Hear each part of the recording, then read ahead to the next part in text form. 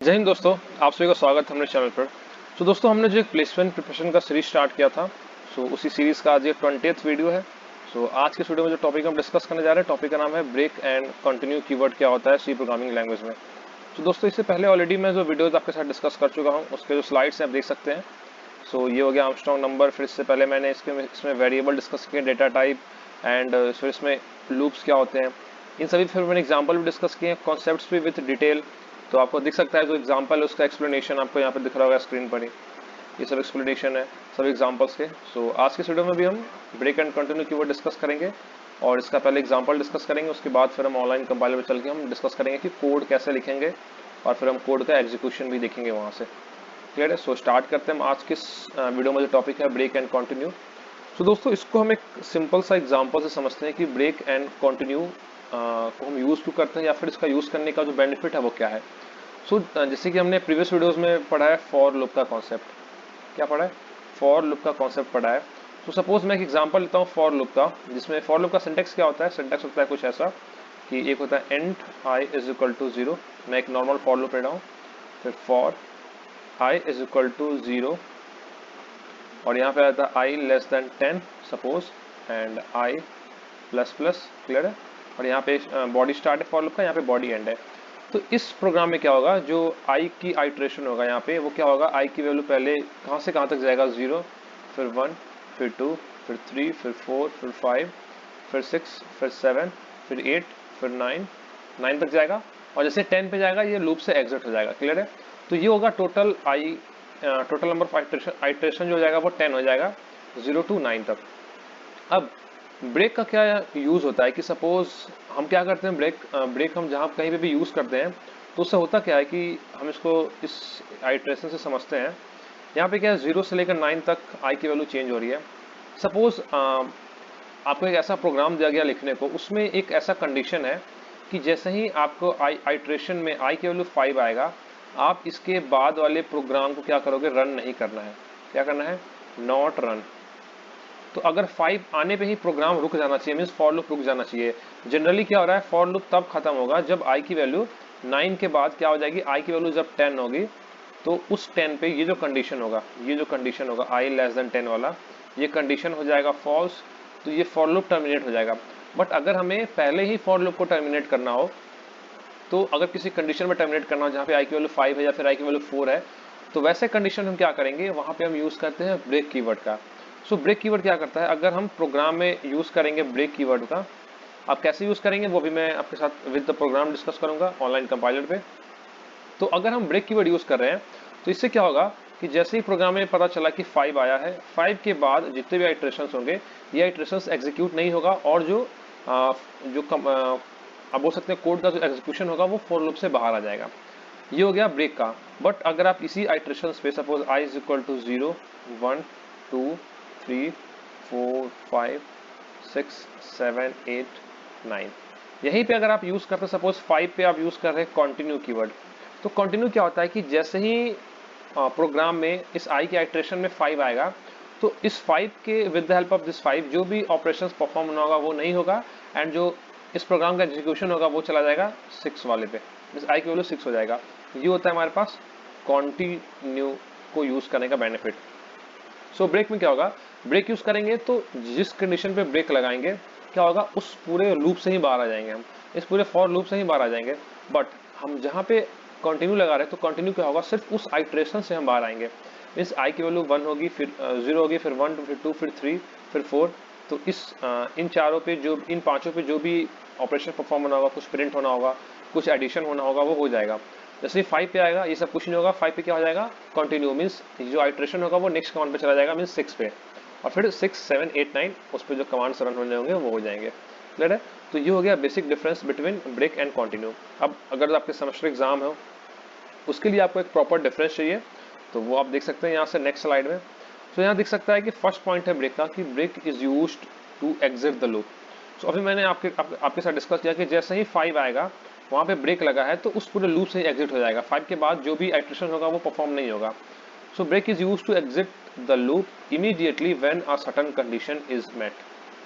मतलब कि हम ब्रेक वहीं पे लगाएंगे कि हम, अभी मैंने बताया कि कंडीशन क्या होगा कि अगर आई की वैल्यू जैसे ही 5 आ रहा है और या फिर हम उसमें उसके अंदर कोई और भी हम कंडीशन अप्लाई कर सकते हैं डिपेंडिंग अपॉन क्या कोड है या क्या क्वेश्चन पूछा गया है। क्लियर है? तो जैसे ही ये कंडीशन मेट होगा वैसे ही लूप से क्या हो जाएंगे, एग्जिट हो जाएंगे। बट कंटिन्यू के केस में क्या होता है, continue is used to skip the current iteration. Means जैसे ही i इज इक्वल टू 5 आया तो क्या होगा, इस कंडीशन पे जो भी ऑपरेशन परफॉर्म होना होगा वो नहीं होगा और i की वैल्यू फिर 6 हो जाएगी एंड देन 6 पे जो परफॉर्म होना होगा वो एग्जीक्यूट या फिर वो ऑपरेशन परफॉर्म होगा। तो वही लिखा है कि skip the current iteration of the loop and continue with the next iteration. Means i की वैल्यू जब 6 हो जाएगी तो उस पे परफॉर्म होगा। क्लियर है? फिर ब्रेक का नेक्स्ट पॉइंट क्या है, it terminates the loop and the control is transfer to the statement immediately after the loop. So generally हम ब्रेक को फॉर लूप के अंदर यूज करते हैं या फिर इफ के अंदर भी हम यूज करते हैं। सो जिस भी लूप के अंदर हम इस ब्रेक कीवर्ड को यूज कर रहे हैं, तो जैसे ही ब्रेक कीवर्ड आएगा तो उस पूरे लूप से बाहर आ जाएंगे, फिर उस लूप के बाद जो भी कोड होगा वो एग्जीक्यूट होगा। अगर कोई कोड नहीं होगा तो फिर प्रोग्राम वहीं पे एंड हो जाएगा, अगर उस फॉर लूप के बाद कोई कोड नहीं है तो। और यहाँ पे क्या है, it jumps to the next, यहाँ पे नेट नहीं, यहाँ पे नेक्स्ट आएगा, next iteration of the loop immediately after encountering continue. So इसमें क्या होगा, उसी लूप में जो अगला आइट्रेशन होगा वो परफॉर्म होगा। और थर्ड पॉइंट है ब्रेक का, it is commonly used when you want to exit a loop prematurely.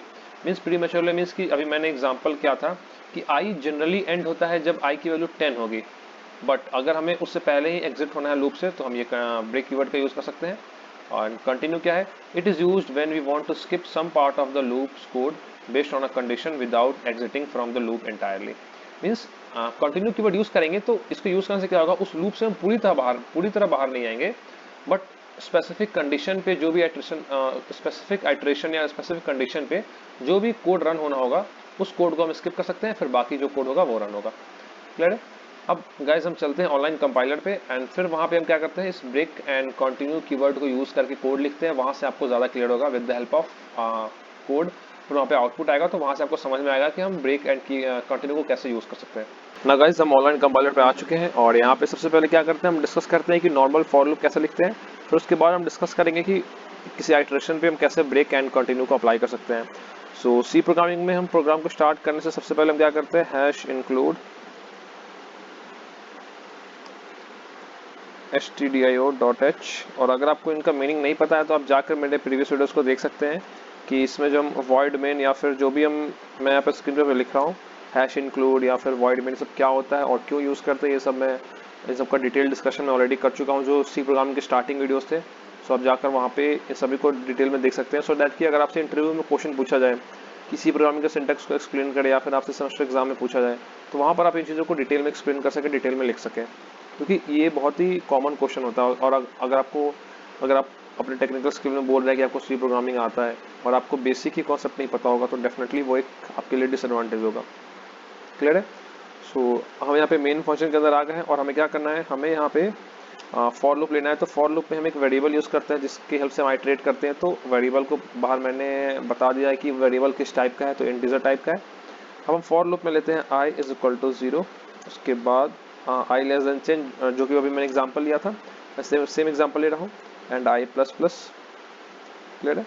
फिर हम फॉर के अंदर आ गए और फॉर लूप का भी डिटेल डिस्कशन कि इसमें i इज इक्वल टू 0 क्या होता है, फिर i लेस देन 10 क्यों लेते हैं, उसके बाद i प्लस प्लस क्या होता है इसमें, ये सब डिस्कस कर चुका हूँ, आप जाकर देख सकते हैं फॉर लूप वाले वीडियो में।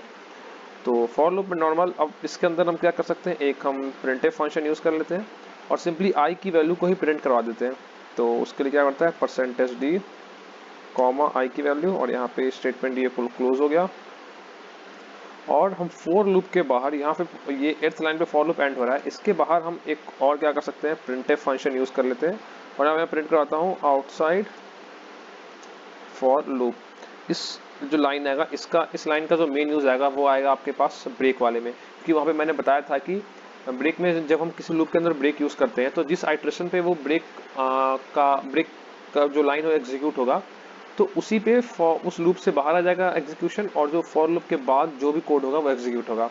तो इसलिए मैंने यहाँ पे 9th लाइन में जो कोड लिया है, ये वाला लाइन, ये फॉर लूप के बाहर का कोड है। तो ब्रेक में ये वाला एग्जीक्यूट होगा बट फॉर लूप पूरा एग्जीक्यूट नहीं होगा। तो अभी जो रन कर रहा हूँ ये नॉर्मल फॉर लूप के लिए है। सो इसका जो आउटपुट है वो आपको नीचे दिखेगा यहाँ पे, वेट अ सेकेंड। तो ये आ गया आउटपुट 0 1 2 3 4 5 6 7 8 9 एंड देन उसके बाद क्या है, जो ये जो आउटसाइड लूप था, मैं यहाँ पे अगर /n लगा दूँ तो इससे क्या होगा, जो ये आउटपुट प्रिंट होगा वो नेक्स्ट लाइन में होगा, मीन्स नीचे वाले लाइन में प्रिंट होगा। यहाँ देख सकते हैं आउटसाइड द फॉर लूप। सो ये चीज़ भी ध्यान देखिए, अगर आपको कोई भी आउटपुट को नेक्स्ट लाइन में प्रिंट करना है कहीं पे भी, तो वहाँ पे /n का यूज़ करते हैं। क्लियर है? अब यहाँ पे 0 1 2 3 4 5 6 7 8 9 प्रिंट हो गया है। अब सपोज क्वेश्चन में गिवन है कि जैसे ही आपके पास जो i की वैल्यू है वो 5 आए, आपको उसी टाइम पे इस फॉर लूप से एग्जिट हो जाना है।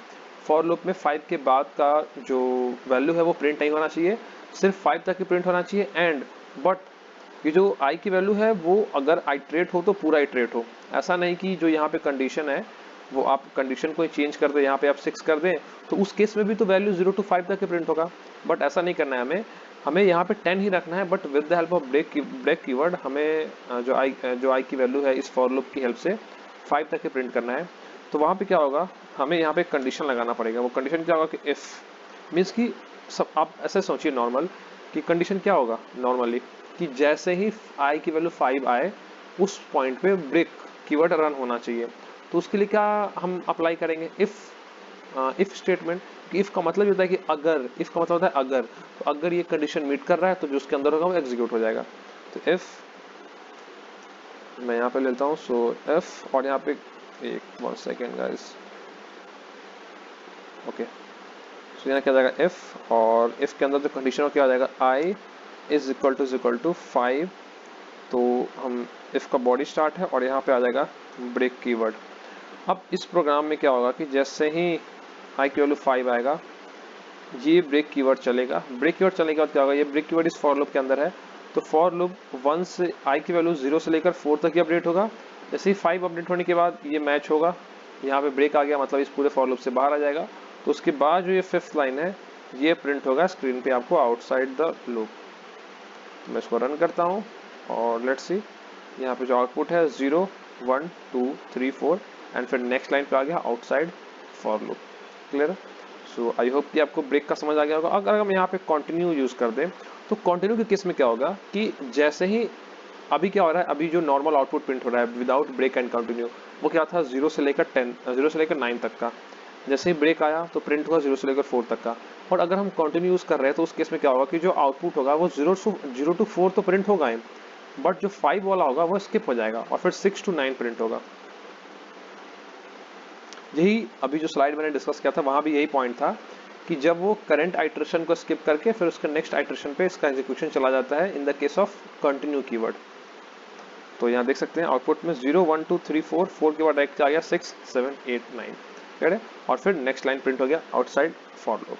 सो गाइज आई होप कि आपको इन दोनों का difference with the help of code clear हो गया होगा। अगर आपको कोई भी डाउट हो, कोई क्वेरी हो, कोई सजेशन हो तो आप कमेंट सेक्शन में मैसेज कर पूछ सकते हैं। एंड प्रीवियस वीडियोस को देखना ना भूलें, उसमें और भी मैंने बहुत सारे इंपॉर्टेंट कॉन्सेप्ट्स डिस्कस कर चुके हैं। एंड आने वाले वीडियोस में और भी मैं कॉन्सेप्ट को डिस्कस करूंगा डिटेल में, जो कि प्लेसमेंट्स पॉइंट ऑफ व्यू से बहुत इंपॉर्टेंट है। एंड डिफरेंट कंपनीज में ये सब क्वेश्चंस, ये सब कॉन्सेप्ट्स पूछे जा चुके हैं। सो आई होप कि आपको ये वीडियो क्लियर हो रहा होगा एंड इन वीडियोस को अपने दोस्तों के साथ अपने कॉलेज ग्रुप्स में शेयर करें। And guys one more point कि अगर आप इन ब्रेक एंड कंटिन्यू को डिफरेंट लूप्स के साथ भी प्रैक्टिस करना चाहते हैं, लाइक वाइल के साथ भी, तो आप कर सकते हैं। उस केस वाइल के केस में भी आप इस ब्रेक एंड कंटिन्यू को अप्लाई कर सकते हैं। तो एक बार आप खुद से ट्राई करें। अगर आपको कोई एरर आ रहा है तो आप उस एरर को कमेंट सेक्शन में मैसेज करके पूछ सकते हैं। मैं डेफिनेटली ट्राई करूंगा कि आपके उन एरर को रिजॉल्व करूँ, या फिर आप मेरे से आप जो मेरे डिफरेंट सोशल मीडिया हैंडल्स है लाइक लिंक्डइन, इंस्टाग्राम, वहाँ पे भी आप कनेक्ट करके आप मैसेज करके मुझसे कॉन्टैक्ट कर सकते हैं। So thanks for watching the video and don't forget to like, share and subscribe. Thank you.